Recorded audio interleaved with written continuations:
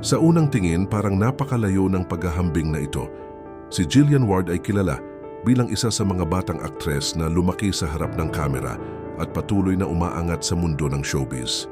Samantalang si Jinky Pacquiao naman ay matagal nang kilala bilang asawa ng boxing legend na si Manny Pacquiao at naging isa sa mga pinakakilalang personalidad na konektado sa tagumpay ng isang boxing icon. Ngunit habang nagsisimula namang gumawa ng sariling pangalan sa boxing, ang anak ni Manny na si Eman Bacosa Pacquiao, may isang pangalan na unti-unting lumilitaw sa ilang usapan ng netizens, ang pangalan ni Jillian Ward. Bakit nga ba may mga nagsisimulang magtanong kung may pagkakahawig ang direksyong tinatahak ng dalawang personalidad na ito? At paano nagsimula ang paghahambing na ngayon ay nagiging paksa ng curiosity ng ilang taga-subaybay sa social media? Sa video na ito, aalamin natin kung saan nagsimula ang usap-usapang ito at kung bakit may ilan na nagsasabing maaaring may kahalintulad na impluwensya si Jillian Ward sa hinaharap. Kaya bago tayo magsimula, huwag kalimutang mag-like, mag-subscribe at pindutin ang notification bell para sa mas marami pang ganitong kwento dito sa ating channel. At maraming salamat po. Tara, alamin natin ang buong istorya. Sa mundo ng Philippine showbiz, isa sa mga batang artista na unti-unting nakabuo ng sariling pangalan ay si Jillian Ward. Bata pa lamang ay nakilala na siya sa kanyang husay sa pag-arte at sa paglipas ng mga taon ay lalo pang lumawak ang kanyang presensya sa telebisyon at social media. Maraming tagahanga ang humanga sa kanyang dedikasyon sa trabaho. Lalo na sa kabila ng murang edad, ay nagawa niyang mapanatili ang kanyang kasikatan sa industriya.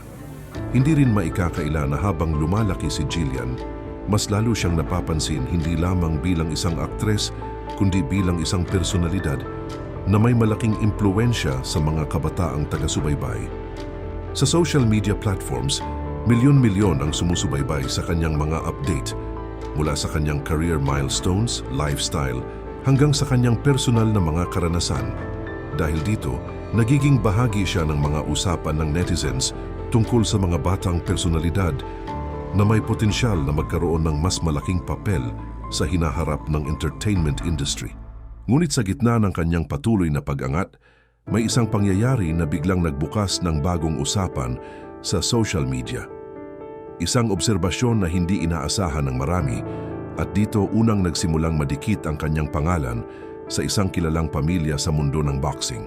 At dito nagsimulang lumitaw ang isang tanong na ngayon ay unti-unting pinag-uusapan ng ilan. Ano nga ba ang koneksyon ng pangalan ni Jillian Ward sa susunod na henerasyon ng pamilyang Pacquiao? Sa tuwing nababanggit ang apelidong Pacquiao sa mundo ng boxing, agad na pumapasok sa isip ng marami ang pangalan ng 8 Division World Champion na si Manny Pacquiao. Sa loob ng maraming taon, siya ang naging simbolo ng tagumpay sa ring at inspirasyon ng milyon-milyong Pilipino. Ngunit habang patuloy na inaalala ang kanyang mga laban at tagumpay, unti-unti namang nagsisimulang gumawa ng sariling pangalan ang kanyang anak na si Eman Bacosa Pacquiao. Sa mga nakaraang taon, napansin ng ilang taga-subaybay ng boxing na seryoso rin si Eman sa kanyang pagpasok sa mundo ng professional boxing. Bagamat hindi madali ang dalhin ng isang apelyidong may napakalaking reputasyon, ipinapakita niya ang determinasyon na bumuo ng sariling landas sa sport na minsang nagbigay ng pandaigdigang karangalan sa kanyang ama. Kasabay nito, natural lamang na magkaroon ng malaking interes ang publiko sa bawat hakbang na ginagawa ng bagong henerasyon ng pamilyang Pacquiao. Mula sa kanyang training, mga laban, hanggang sa kanyang personal na buhay, maraming netizens ang patuloy na nagmamasid kung paano huhubugin ni Eman ang kanyang sariling kwento. Ngunit sa gitna ng mga pag-uusap na ito tungkol sa kanyang boxing journey, may isa pang pangalan na biglang napapansin ng ilang netizens, isang pangalan mula naman sa mundo ng showbiz. At dito nagsimulang lumitaw ang kakaibang usapan sa social media na nag-uugnay sa pangalan ni Eman Pacquiao sa isang batang aktres na kilala ng marami. Sa panahon ng social media, napakabilis kumalat ng mga obserbasyon at opinyon ng publiko. Isang maliit na komento lamang ang maaaring maging simula ng mas malaking usapan, lalo na kapag ang sangkot ay mga kilalang personalidad. Ganito rin ang nangyari nang mapansin ng ilang netizens ang pangalan ni Jillian Ward.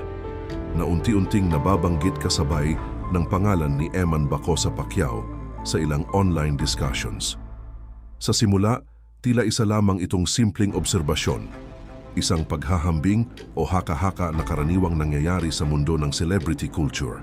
Ngunit habang lumalawak ang usapan, may ilan na nagsimulang magbigay ng sariling interpretasyon. Para sa iba, ang ideya ay hindi lamang tungkol sa dalawang kabataang personalidad na kilala sa kani-kanilang larangan. Para sa kanila, ito ay tungkol sa posibilidad ng isang kwento na maaring umusbong sa hinaharap.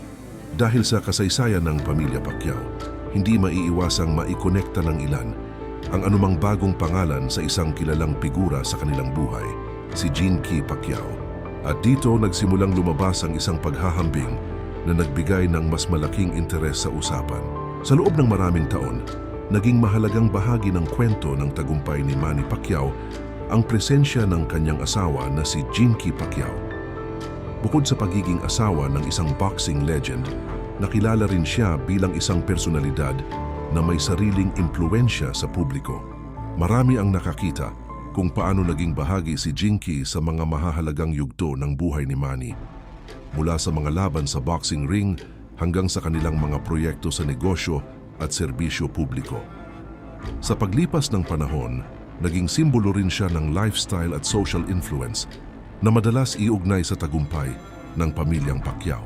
Dahil dito, hindi nakapagtataka na tuwing may bagong pangalan na napapansin sa paligid ng bagong henerasyon ng pamilyang Pacquiao, agad itong nagiging paksa ng paghahambing. Para sa ilang netizens, ang ideya na maaaring may isang bagong personalidad na gaganap ng katulad na papel sa hinaharap ay isang kwentong puno ng posibilidad. Ngunit mahalagang tandaan na sa ngayon, ang lahat ng ito ay nananatiling obserbasyon at haka-haka lamang ng publiko. Gayunpaman, ipinapakita nito kung gaano kalakas ang interes ng mga tao sa mga kwentong may kaugnayan sa pamilyang Pacquiao. At dito pumapasok ang tanong na patuloy na bumabalik sa usapan ng ilang netizens. Sa mundo ng entertainment at sports, madalas na ang mga kwento ng mga kilalang personalidad ay nagiging bahagi ng mas malawak na narrative na sinusubaybayan ng publiko. Minsan, ang mga ideya o paghahambing na nagsisimula lamang bilang simpleng obserbasyon ay nagiging usap-usapan dahil sa natural na interes ng mga tao sa mga kwentong may potensyal na mangyari sa hinaharap. Sa kaso ni Jillian Ward at Eman Bacosa Pacquiao, malinaw na pareho silang nasa yugto ng kanilang buhay kung saan patuloy pa nilang binubuo ang kani-kanilang landas. Si Jillian ay patuloy na umaangat sa mundo ng showbiz, habang si Eman naman ay nagsisimula pa lamang na tuklasin ang sarili niyang potensyal sa boxing.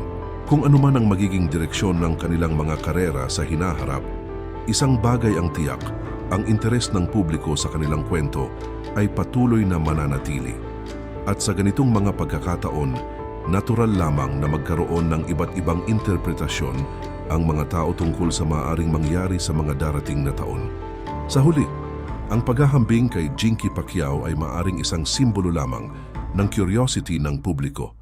Isang paraan ng pag-imagine kung paano maaaring magbago ang kwento ng bagong henerasyon ng mga kilalang personalidad. At habang patuloy nating nasasaksihan ang kanilang mga hakbang sa kani-kanilang larangan, ang tunay na sagot sa mga tanong na ito ay tanging ang panahon lamang ang makakapagsabi. Sa huli, ang usapin kung si Jillian Ward nga ba ang maaring maging susunod na katulad ng impluensyang ipinakita ni Gene-Key Pacquiao ay nananatiling isang tanong na bukas sa maraming interpretasyon. Sa ngayon, malinaw na pareho pa lamang silang nasa yugto ng paghubog ng kanilang sariling mga kwento. Si Jillian sa mundo ng showbiz at si Eman Bacosa Pacquiao naman sa kanyang paglalakbay sa boxing na minsang pinasikat ng kanyang ama na si Manny Pacquiao. Ngunit isang bagay ang hindi maikakaila.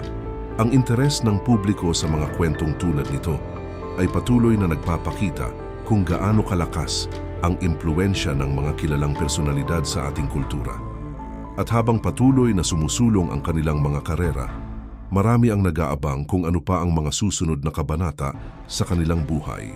Ngayon, gusto naming marinig ang inyong opinyon. Sa tingin ninyo, may posibilidad nga bang sundan ni Jillian Ward ang isang landas na kahalintulad ng naging papel ni Gene-Key Pacquiao sa isang boxing icon? O isa lamang ba itong haka-haka na bunga ng curiosity ng mga netizens? Ibahagi ang inyong pananaw sa comment section. At kung nagustuhan ninyo ang ganitong uri ng kwento, huwag kalimutang mag-like, mag-subscribe at pindutin ang notification bell para hindi ninyo ma-miss ang susunod pang mga kwento dito sa ating channel.